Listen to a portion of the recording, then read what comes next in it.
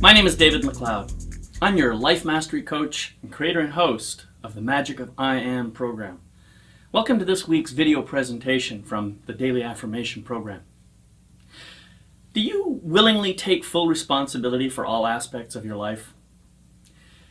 Most people, I think, are willing to accept that we all have to take responsibility for our actions. But when I ask about taking responsibility for our words, thoughts, or feelings, the number of objections I get seems to grow pretty quickly. That is, while people generally agree that they should take responsibility for their words, when we start talking about thoughts and feelings, people seem to begin to object. They seem to think that thoughts and feelings just happen, that we have no control over them. And I have to agree that, at least to a degree, this does appear to be the case. Let's look at thoughts for just a moment. Doesn't it seem that thoughts often just rise up into our awareness, much like tiny bubbles rise up to the top of a still pond?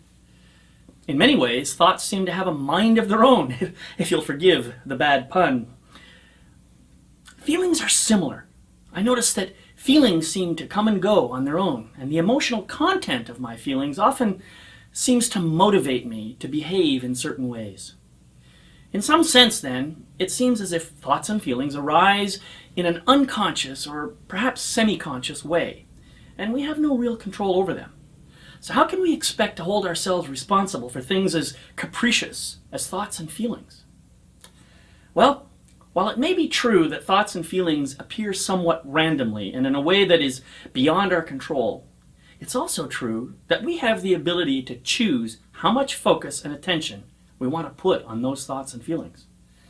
We also have the ability to choose whether we will engage a particular action that our thoughts and or feelings seem to be pointing towards. But I'll go a step further here.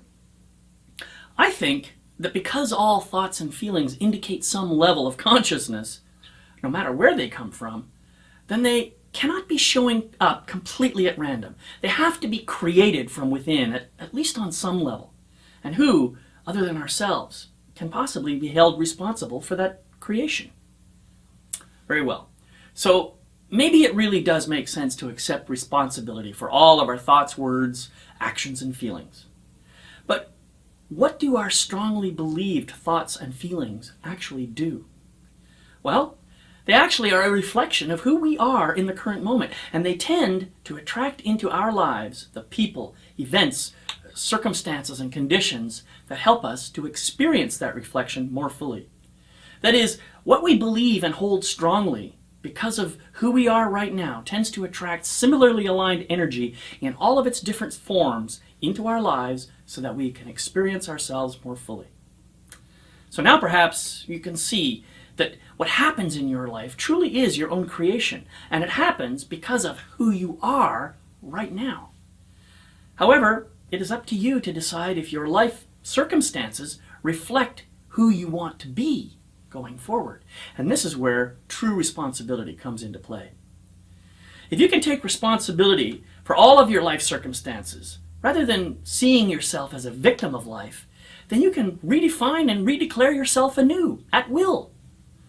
Then you can watch your life circumstances rearrange themselves to reflect back to you who and how you are showing up right now.